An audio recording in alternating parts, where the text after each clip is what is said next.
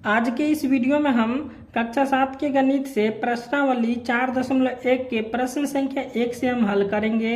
तो प्रश्न संख्या 1 है, अपनी कक्षा के किन्हीं 10 विद्यार्थियों के वजन का आंकड़ा इकट्ठा कीजिए तथा इसका परिसर ज्ञात कीजिए। चलिए इस प्रश्न को हम हल करते हैं। तो 10 विद्यार्थी का हमको वजन इकट्ठा करना है। तो हम ले लेते हैं, पहला विद्यार्थी का वजन हो गया 10, दूसरा विद्यार्थी का हो गया 8, तीसरा विद्यार्थी का हो गया 4 और चौथा विद्यार्थी का हो गया 6, पांचवा विद्यार्थी का हो गया 9 और छठा विद्यार्थी का हो जाएगा 7, 1 2 3 4 5 6 और आठवां विद्यार्थी का ले लेते हैं हम 8 और ये हो जाएगा 2 और एक लेते हैं हम 5। ठीक है, अब आंकड़ा इकट्ठा हम कर लिए हैं और इसमें अब बताना है हमको कि सबसे छोटी संख्या कौन है और सबसे बड़ी संख्या कौन है और इसका हमको परिसर ज्ञात करना है। तो परिसर बराबर होता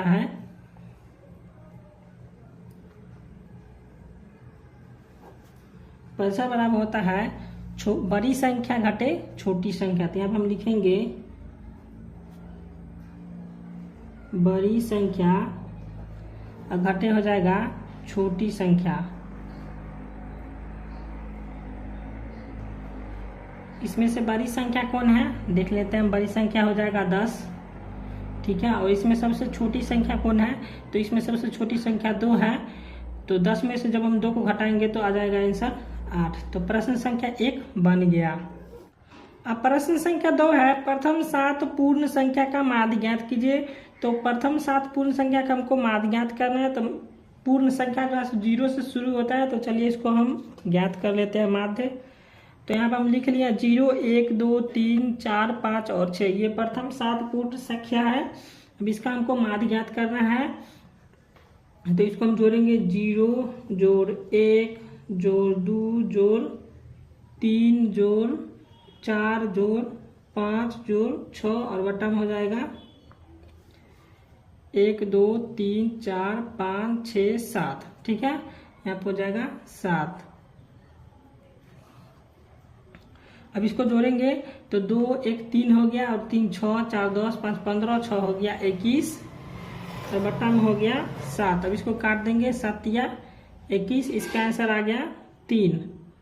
अब प्रश्न संख्या 3 है, कक्षा के एक मूल्यांकन में प्राप्त किए गए निम्नलिखित अंकों का एक सारणीबद्ध रूप में संगठित कीजिए।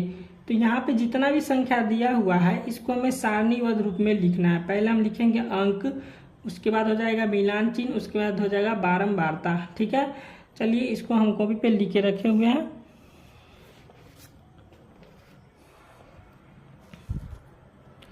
अब यहाँ पे दिया हुआ है 1, तो 1 कितना था इसमें 1 बार में है। यहाँ पे देख लीजिए 1 कितना है, यहाँ पे 1 ही है। तो इसलिए यहाँ पे 1 ही बार लिखा गया है और यहाँ पे हो गया बारंबारता इसका 1। अब 2 देख लीजिए, 2 कितना बार लिखा हुआ है? तो 2 बार लिखा हुआ है, इसलिए यहाँ पे 2 है और यहाँ पे भी 2 है। अब 3 देख लीजिए, 3 होगा इसमें 1 ही बार में, तो यहाँ पे हो जाएगा 3 1 और यहाँ पे हो जाएगा 1। ऐसे ही करके पूरा लिखा हुआ है। ठीक है, अब इसके नीचे में लिखा हुआ था पहले में कि सबसे बड़ा अंक कौन सा है। ठीक है, तो यहाँ पे सबसे बड़ा अंक खोजना है। तो यहाँ पे सबसे बड़ा अंक कौन है? तो 9। ठीक है, इसमें सबसे बड़ा अंक कौन है? 9। ठीक है, अब 2 में है, इसमें सबसे छोटा अंक कौन सा है? ठीक है, तो इसमें सबसे छोटा अंक कौन सा है बता दीजिए। इसमें सबसे छोटा अंक है 1। ठीक है, अब पूछ रहा है 3 नंबर में इन अंकों का परिसर क्या है। तो परिसर वाला हम बताए थे बड़ी संख्या घटे छोटी संख्या। तो यहाँ पे बड़ी संख्या कौन है? 9 और छोटी संख्या कौन है? 1।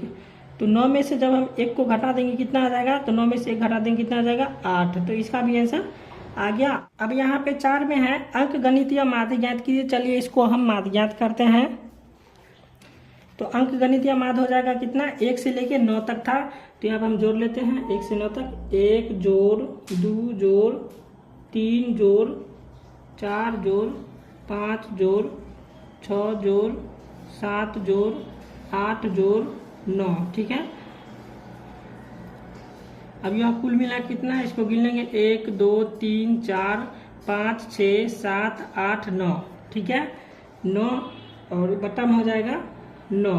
अब इसको जोड़ेंगे तो कितना हो जाएगा 3 3 6 4 10 5 15 6 21 7 28 8 36 और 9 हो जाएगा 45 और बट्टा में हो जाएगा 9।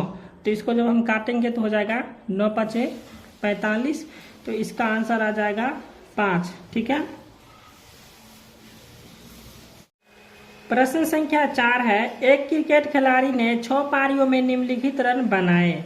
ठीक है, तो 6 पारी में निम्नलिखित रन बनाए। यहाँ पे देख लीजिए कितना कितना रन बनाया है। 6 बार खेला है, 6 बार में इतना इतना रन बनाया। एक बार 45 रन बनाया, एक बार 40, एक बार 35, एक बार 50, एक बार 0 और एक बार 100। तो इन सभी को क्या करना है, हमको माध्य ज्ञात करना है। चलिए इसको हम माध्य ज्ञात करते हैं। तो यहाँ पे हम लिख के रखे हुए हैं, इसको हम माध्य ज्ञात करेंगे। तो माध्य बराबर हो जाता है क्या, माध्य बराबर हो जाएगा कुल प्रेक्षणों का योग और बट्टा हो जाएगा प्रेक्षणों की संख्या। ठीक है, तो यहाँ पे हम लिखेंगे कुल प्रेक्षण लिखे या सभी प्रेक्षण लिखे। ठीक है, हम यहाँ पे लिख देते हैं सभी प्रेक्षणों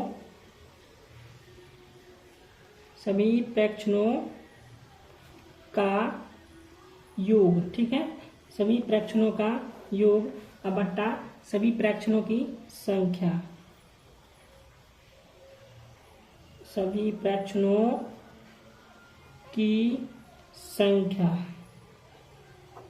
देख लेते हैं। यहाँ पे सभी प्रेक्षणों का योग करेंगे, इन सभी को जोड़ेंगे यहाँ पे, तो हो जाएगा 45 plus 40 plus 35 plus 50 plus 0 plus हो जाएगा 100। ठीक है, अब इसके बट्टा में कितना हो जाएगा, 1 2 3 4 5 और 6। यहाँ पर हो जाएगा 6। अब इसको हम जोड़ेंगे तो 45 और 40 हो जाएगा कितना, 85। और 85 में जब हम 35 को जोड़ेंगे तो कितना हो जाएगा, 120। ठीक है, 120 में जब हम 70 को जोड़ेंगे तो कितना हो जाएगा, 120 में जब हम 50 को जोड़ेंगे तो हो जाएगा कितना, 170। और फिर 170 में जब हम 100 जोड़ेंगे तो हो जाएगा 270। ठीक है, और बट्टा में हो जाएगा 270, बट्टा में हो जाएगा 6। अब इसको काट देंगे, 25 छक्का हो जाएगा 270। तो कुल मिला के इसका आंसर आ गया 25। अब प्रश्न संख्या 5 है। ठीक है, 5।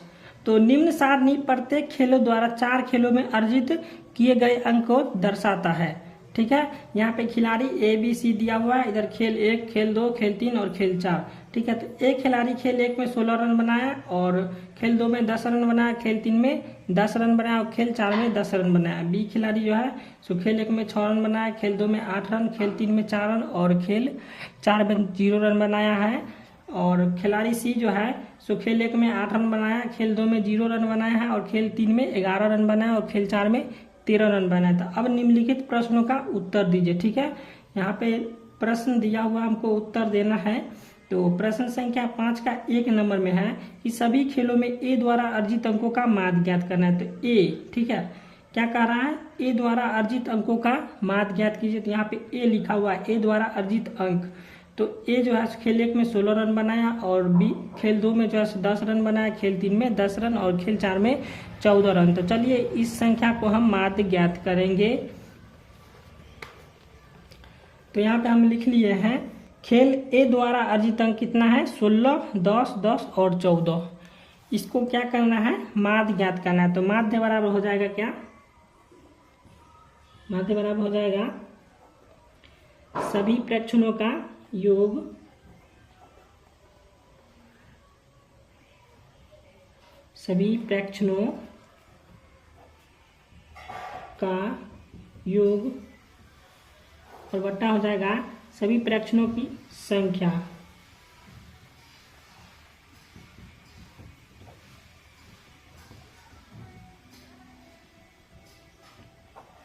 ठीक है, यहाँ पे सभी प्रेक्षणों का योग करना है। यहाँ पे इन सभी को जोड़ देंगे, हो जाएगा 16 जोड़ 10 जोड़ हो जाएगा 10 और जोड़ हो जाएगा 14 और बट्टा में कितना है, 1 2 3 4। तो सभी प्रेक्षणों की संख्या हो गया 4। अब इसको हम जोड़ेंगे, यहाँ पर हो जाएगा 10 10 20 और 16 हो जाएगा कितना, 36 और 14 हो जाएगा कितना, 36 और 4 हो जाएगा 40, 10 50। ठीक है, 50/4। ठीक है, अब जब हम 4 से 50 में भाग देंगे,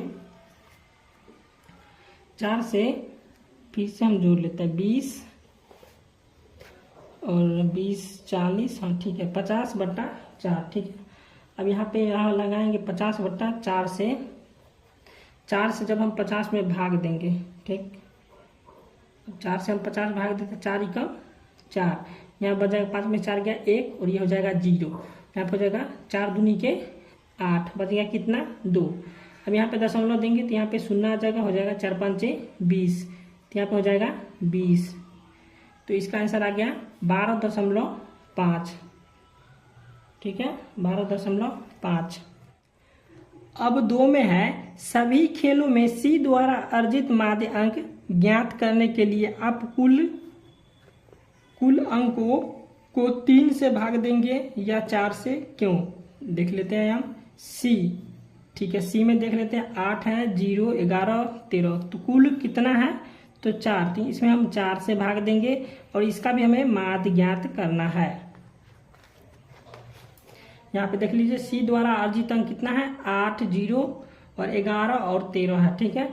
अब यहाँ पे माध्य ज्ञात करना है तो माध्य बराबर हो जाता है सभी प्रेक्षणों का योग, अब बट्टा हो जाएगा प्रेक्षणों की संख्या। अब यहाँ पे हम नहीं लिखेंगे, पूरा लिखते रह जाएंगे, यहाँ पे ऐसे हम जोड़ देते हैं, आप लिख लीजिएगा। यहाँ पे हो जाएगा सभी प्रेक्षणों का योग बट्टा प्रेक्षणों की संख्या, तो हो जाएगा 8 जोड़ 0 जोड़ 11 और जोड़ हो जाएगा 13 और बट्टा में कितना हो जाएगा 1 2 3 4, ठीक है।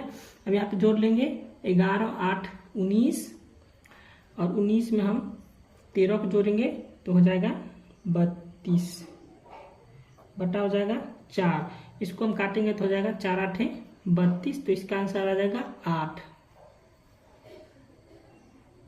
अब प्रश्न संख्या 3 है, बी ने सभी खेलों में भाग लिया है तो आप उसके अंकों का माध्य कैसे ज्ञात करेंगे, लिखिए, ठीक है। यहाँ पे हम लिख लिए हैं, तो बी द्वारा देख लीजिए, बी द्वारा कितना है 6 8 4 और कितना है 0।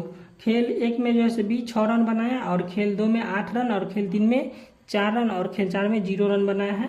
चलिए इसको हम लिखते हैं, तो बी के अंकों का माध्य यहाँ पे निकालना है हमको, तो यहाँ पे हम ले लेते हैं 8 नहीं है, यहाँ पे हो जाएगा बी का खेल 1 में है 6, ठीक है, उसके बाद है खेल 2 में 8, उसके बाद है खेल 3 में 4, उसके बाद खेल 4 में है 0। अब इसको हमको माध्य ज्ञात करना है, तो यहाँ पे हम जोड़ लेंगे इसको, माध्य बराबर हो जाता है सभी प्रेक्षणों का योग बटा प्रेक्षणों की संख्या, तो यहाँ पे जोड़ लेंगे इसको हम 6 जोड़ 8 जोड़ 4 जोड़ 0 और बटा में हो जाएगा 4। अब यहाँ पे इसको हम जोड़ेंगे 8 6 14, 4 हो जाएगा 18 और बट्टा में हो जाएगा 4। अब यहाँ पे भाग देंगे 4 से हम 18 में, तो 4 चौका हो जाएगा 16, बच गया 2, और यहाँ पे दशमलव देंगे तो यहाँ पे 0 आ जाएगा, हो जाएगा 4 5 20, ठीक है। तो इसका आंसर आ गया कितना 4.5, ठीक है, इसका आंसर आया 4.5। तो प्रश्न संख्या 4 में था किस खिलाड़ी का प्रदर्शन सबसे अच्छा है, ठीक है। तो खिलाड़ी ए का प्रदर्शन सबसे अच्छा रहा, क्योंकि खिलाड़ी ए जो है सो सबसे ज्यादा रन बनाया था, कितना था 12.5, ठीक है। और ये जो है सो 2 में 8 रन बनाया और 3 में जो 4.5 रन बनाया, सबसे अधिक किसका था तो खिलाड़ी ए का था, तो इसलिए खिलाड़ी ए जो है सो प्रदर्शन सबसे अच्छा रहा, खिलाड़ी ए का।